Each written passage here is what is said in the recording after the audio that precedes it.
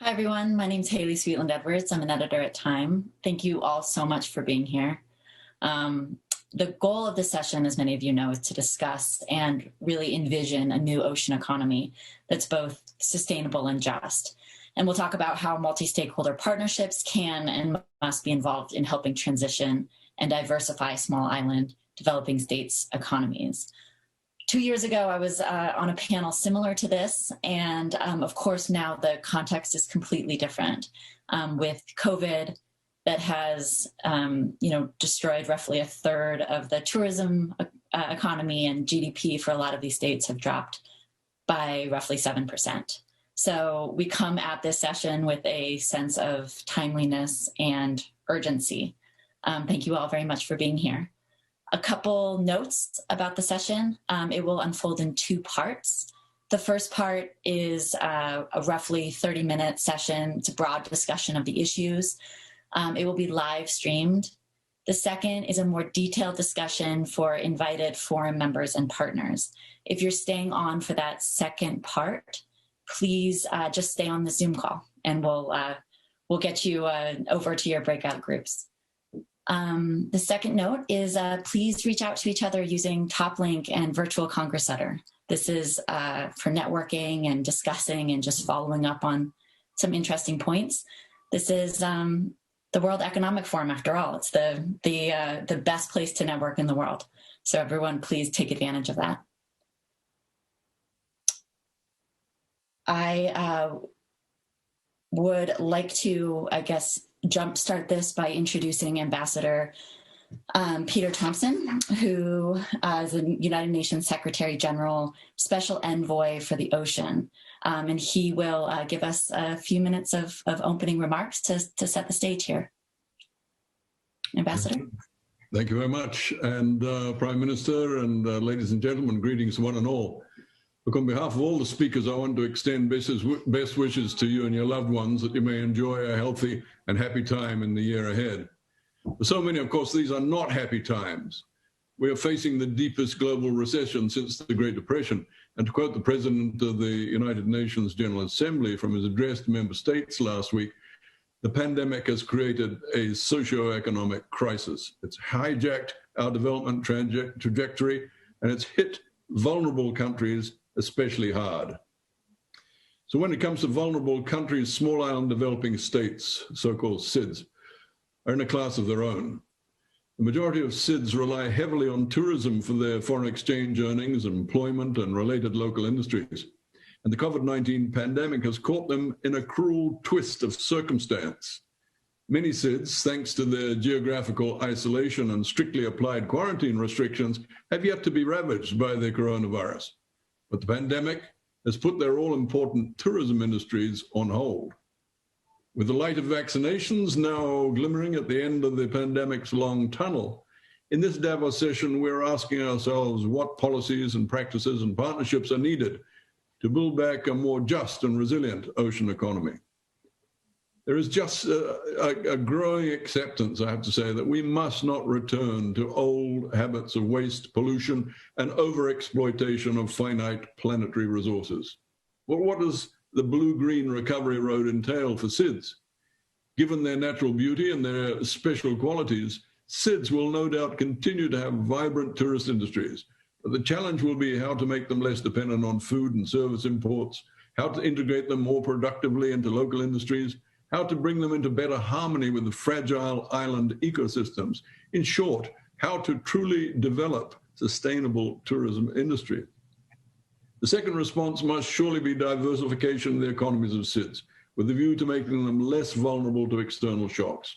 Here is where the development of the sustainable blue economy holds so much promise for SIDS. And may I say the time is right for action, with capital increasingly moving in that direction. There's so much for us to discuss, so I look forward now to the ideas and solutions that will be forthcoming from this session. Thank you, Ambassador. I would like to now introduce our three panelists, beginning with Prime Minister Alan Chastanet, the Prime Minister of St. Lucia, of course. Prime Minister. Haley, great to be here, and thank you very much for the opportunity. And I just want to latch on to one thing that you said from the onset, which is this sense of urgency. And so I'm really attending today's forum with that very, very much in mind. Wonderful, thank you. We look forward to hearing from your unique perspective. Also, everyone participating in this, please feel free to drop questions or into the chat box after each of the panelists introduces themselves. We will turn to those questions and in the audience, the virtual audience. Our next panelist is Gloria Fuchsia Tienemann, the Vice Chairman and Chief Sustainable Officer of Iberostar Group in Spain. Thank you for being here, Gloria. Thank you. It's a pleasure to be here. Despite the extremely difficult circumstances, tourism is facing the most challenging times of its history, with international arrivals dropping close to more than 70% last year, going back to levels of 30 years ago. A low morale of the workforce and a tremendous job destruction. Due to this panorama, you can hear a lot of the argument from people saying, now is not the time to think about the oceans, or now is not the time to invest in circularity, or to reduce the carbon footprint of the hotels. But now more than ever, it's the time to discover the potential of the tourism sector, to innovate, to reinvent itself for a resilient and responsible tourism model, making sure it will be able to overcome future adversities and crises like this one. From Iberostar side, we continue working with clear strategic objectives, using science, the transversal implication of the organization, and we also want to be measured so we can align to the advances of the sector and serve as a reference and inspiration when possible. Our momentum hasn't stopped throughout the pandemic. Our science team has continued with the research in our core lab in the DR, for example, where they're helping us quantify how nature-based blue carbon offsets can be used to achieve carbon neutrality in our operations by 2030. I would just mention two brief examples of the work we've done in the recent months throughout the pandemic as well. We launched a paper with WEF 2 years ago on the business case for MPAs and their interaction with tourism, specifically on how the industry could play a role in its protection. Of all of our properties in the Caribbean, only 2 of our beachfronts have active MPAs. So it was clear for us that we wanted to collaborate and support on establishing new sanctuaries or protected areas. The first case of our active involvement is in Jamaica. Our hotel is located proximate to a fishing community that has been there for decades and noted a decline in their catch. We're working with a local group called Arquebeza to see if we can co-establish a fishing sanctuary by learning lessons from a sanctuary that was just down the road of our hotel, and that after being led by fishermen for 10 years, saw an increase of 200-fold in fish biomass on the exterior of the protected area. We want to see if we can recreate that model in Montego Bay while simultaneously kickstarting reef restoration in the protection area or sanctuary itself to speed up recovery and provide alternative opportunities for the fishermen in the interim. In Aruba, the focus is on education, and this is our second example. The island has a fantastic educational program, but you can't find only ocean-focused education or a saltwater aquarium with corals, and that's what we wanted to complement.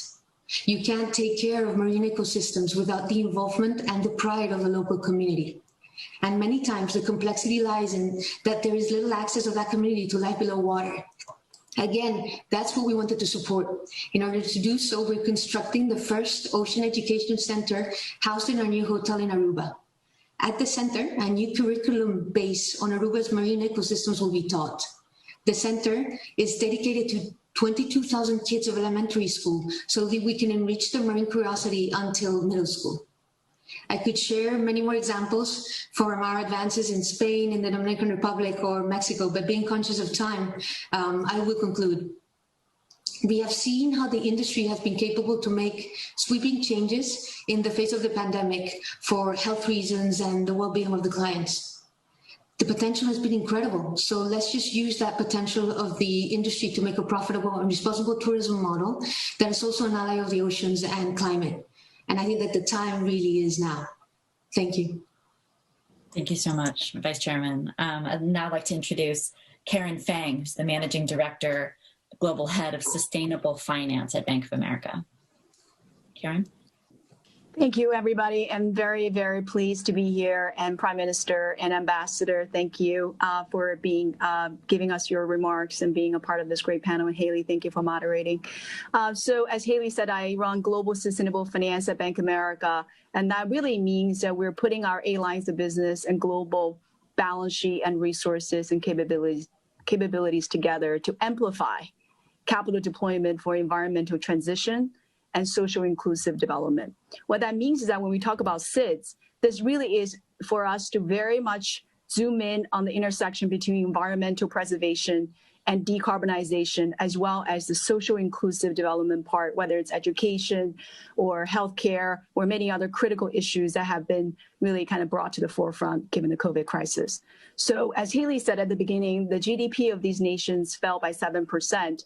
So at 70 million people total for these 58 islands and at just over 1.2% global GDP, the potential for these economies to rebound fast if we do the right thing between the public and private sector constituents to actually help these economies not just rebound, but potentially grow at a faster pace than before by really kind of bringing in the necessary capital deployment for the major industries, whether it's sustainable tourism, sustainable fishing, as well as blue carbon, which Gloria talked about.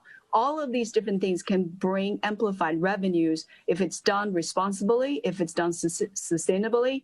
And we have a role to play in private sector. As a financial institution, we already started the journey in terms of how do we scale renewable generation in these islands? How do we work with the World Economic Forum and His Royal Highness Prince of Wales Sustainable Markets Initiative to really kind of bring additional capital and additional innovative tools, such as the blue carbon, which really is just starting to show its potential now, to really kind of bring necessary revenue stream to these nations. So Haley, I don't know if you wanted to open up for Q&A, but I'll pause my comment for now. That would be a sort of an opening thought from me. Thank you so much, Karen. That's great. I would love to open up to Q&A. First, I'd just like to hear from Prime Minister Chastanet on his perspective and what he'd like to discuss today. Thank you very much, Haley. So the quandrum that we find ourselves, or the quandary that we find ourselves in right now, is the desire to preserve our blue economy. And let's understand that in my neck of the woods, in what we call the Organization of Eastern Caribbean States, that size of marine reserve that we have is the same size as Germany, but only with a population of 1.4 million people. So that's a huge undertaking, even under great circumstances. We've seen, and we had an earlier discussion with regards to the financial or the debt cycle that SIDS have found themselves in. And so the exogenous shocks of the financial crisis, of climate change itself and the cost of resilience, and now the impact of the pandemic is taking oxygen away from our ability to fund many of these programs ourselves. So we now find ourselves leaning on the idea of debt swaps for policy exchange, I call it, in terms of preservation of our blue ocean.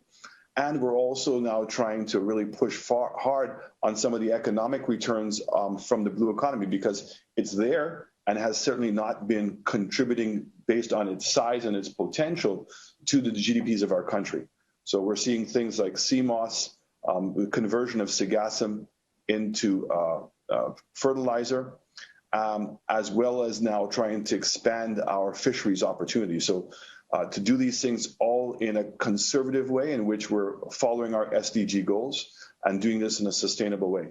The fourth one really is the funding of maintaining water quality levels. So we're combating global warming and the impact on our coral reefs, and then the continuing growth of our land-based development and the fallout from that. So actually putting greater forms of resilience into our land development to protect our reefs and on the water quality we have. So these are very difficult things to juggle, and I'm certainly looking forward in my continue working with the World Economic Forum on this country financing map, which would include the development of this incredible resource that we know that we have there. The last one I really want to put on the table is what we call the blue tourism economy. And so the idea of the cruise industry, and other opportunities of growing tourism using this incredible resource that we have. We think that we have, again, still great potential, and making sure that that potential is not only translating into returns for the businesses, but also in helping to fund the sustainability of this resource. Thank you so much, Prime Minister. Let's just jump right into discussion. We don't have that much time here. One of the people in the chat mentioned, basically echoing what a lot of you said, this is a time of extraordinary challenge, but challenges can be times of great opportunity.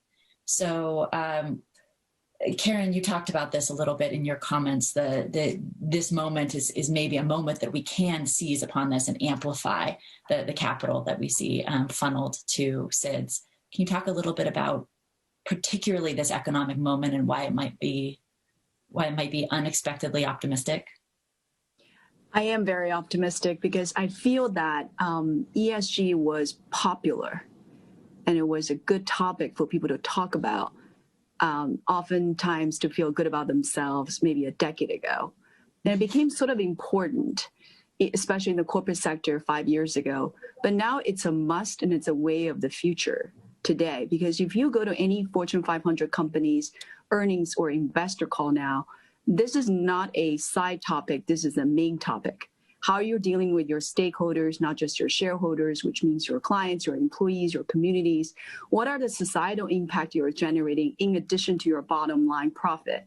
What are you doing in terms of advancing UN Sustainable Development Goals? All these things are now becoming much more part of the corporate culture, which I think is very important constituent in addition to the government and multilateral MDBs and agencies, because you need the private sector that's hiring people and really kind of driving change from a organic or bottoms-up perspective to come in play. And the culture change and the COVID, in terms of the awakening it has caused around the globe, really everywhere, right? Not just the private sector, has really, I think, set the world into a different direction. Obviously, the U.S. is celebrating a new administration in terms of focus on climate.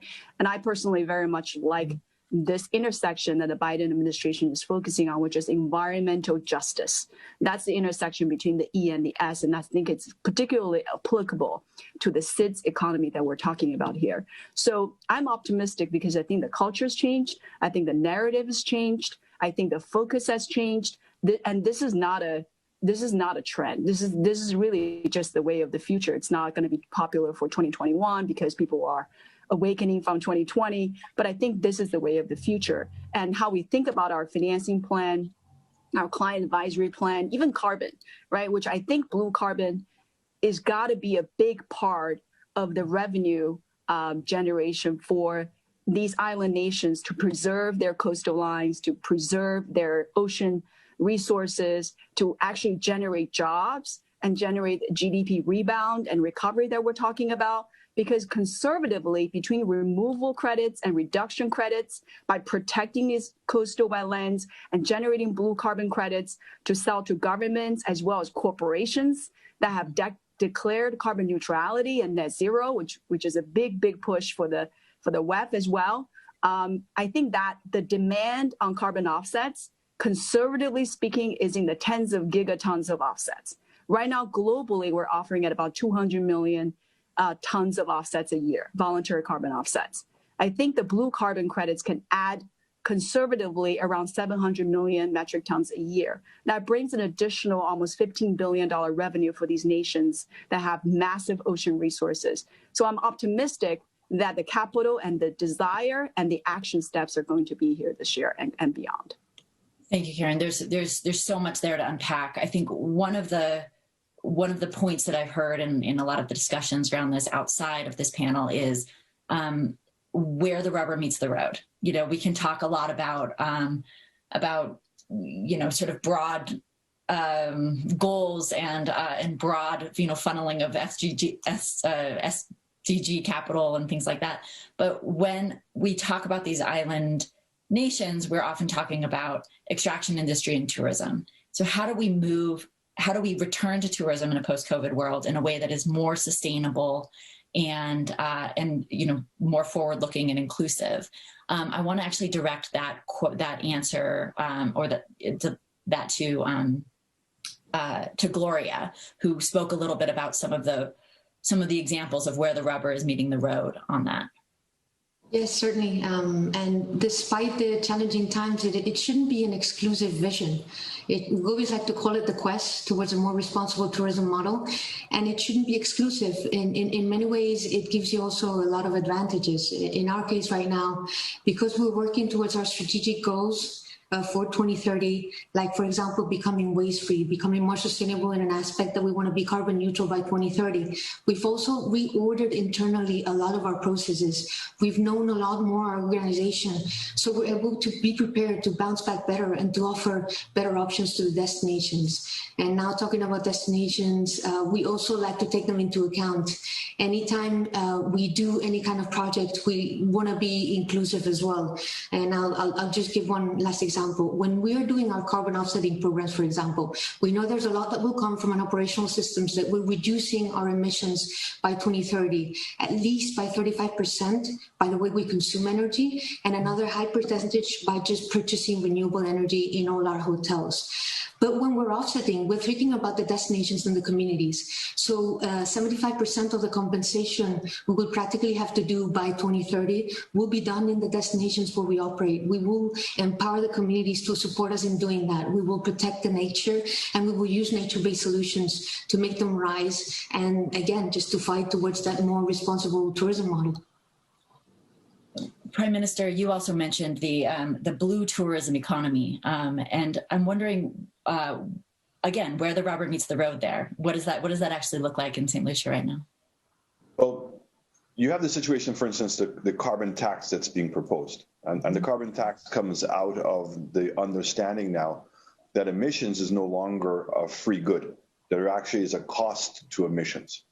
And I think that right now is the time where we have to now start understanding that the maintenance and the strengthening and the replenishing of our blue economy, there's a cost. And so therefore, included in the usage of it, whatever it's going to be, has to start contributing to that development. The countries by themselves, which are given this mammoth task of managing this huge area with extremely limited resources, and that those the limited resources are now being undermined by debt to GDP targets and per capita GDP levels in terms of access to funding. And certainly now these exogenous shocks, of which are things that are outside of our control, but we have to now apply resources to it. That is causing us a problem. So we're not even able to fund properly basic SDG goals, far less the maintenance of our blue economy. So whoever is using the facilities and benefits from the facilities, whatever monetization efforts are being put in, a portion of that has to be included to figure out how we're going to continue to pay for the maintenance of this incredible natural resource that we have. Absolutely. In note of justice there. We only have a few more minutes. These things go so quickly. I want to go through each of you, Karen, Gloria, Prime Minister, very quickly. We have people in this session who are not necessarily totally fluent in all the jargon of blue tourism and blue carbon and things like that. So each of you, if you just can take 1 minute and say what you wish, what you see as the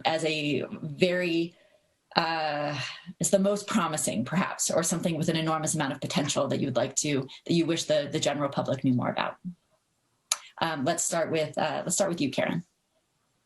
I hope that a regional cooperation, because you look at SIDS are really largely divided into 3 different areas, right? The Caribbean and the Pacific area and the Atlantic area. So when you think about regional cooperation, having the different island nations, under the leadership of the Prime Minister, who's very vocal, and I think is a great spokesman for Caribbean, and kind of putting himself on the country road financing roadmap with the WEF, we've been working on a bunch of projects. If the regional cooperation is there, we can have a more unified regulatory framework a very unified request for proposal for renewable generation or sustainable fisheries or sustainable tourism type of financing, all of a sudden we don't just need the St. Lucia government to put these debt. The Prime Minister articulated this point, right? It's not just sovereign debt that can finance these good causes and SDG goals anymore. I think the regional cooperation and the unified regulatory framework and a very simplified RFP process to invite more foreign direct investment and foreign capital to come into the nation to address the blue economy, which in my very simple mind is the blue tourism, the fisheries, as well as the blue carbon. These are the three components that we can scale. Then we can potentially make it more bankable and make it more, essentially a non-on-balance sheet debt for the government. And I think that will be a win-win-win for the world. And I'm just very much focused on that. I'm looking forward to that. Thank you so much, Karen. Gloria, I'm sorry to rush you, but as quickly as possible, please. No worries. I think one of the things that for us is most relevant when we're striving towards that responsible model and thinking about blue carbon solutions or any kind of solutions that have to do with sustainability is the collective action. So we're members, for example, of the Sustainability Task Force of the World Travel and Tourism Council, but there's so much that we can do individually as a private company. So what we would make is a call for as much collective action as possible to achieve those results and that more responsible tourism model every time. Absolutely. Thank you. And let's end with you, Prime Minister. You Thank you very much. Yeah. Thank you. So, a big one really is debt swaps that we've been talking about. So the idea that governments would dedicate policy space, i.e. making sure that we maintain a very strict preservation to marine sites, and in exchange, a third party who values justice, environmental justice, can buy that debt and repay it directly to who we have with. So it relieves the country of some of its debt obligations, but in exchange adopts the recurrent expenditure of maintaining a preservation area. Persons who are currently using it, so cruise ships, yachties, divers, that part of their package would include monies that would be allocated directly to the preservation of these areas and to the research. So for instance, with the cruise industry, $1.50 goes off towards helping maintain sewage and landfill sites. So that's a direct thing that would reduce the amount of effluent that would be going into the ocean. And then the last one really is to be looking at it on a collective basis. So for St. Lucia to be looking at its marine space in isolation would be difficult. But all of a sudden, if we're doing it as the Caribbean, and if in fact the Asian and Indian Ocean SIDS are also working collaboratively together, then we can bring more to the table. And therefore, we can monetize what we're offering to a greater account and become substantially easier. Thank you so much, Prime Minister, and a huge thanks to the rest of our speakers, our panelists, Ambassador Thompson. As one of our commentators just said, Rupert Howes, our house is on fire, quoting Greta. These are urgent issues, and we look forward to discussing them in the future.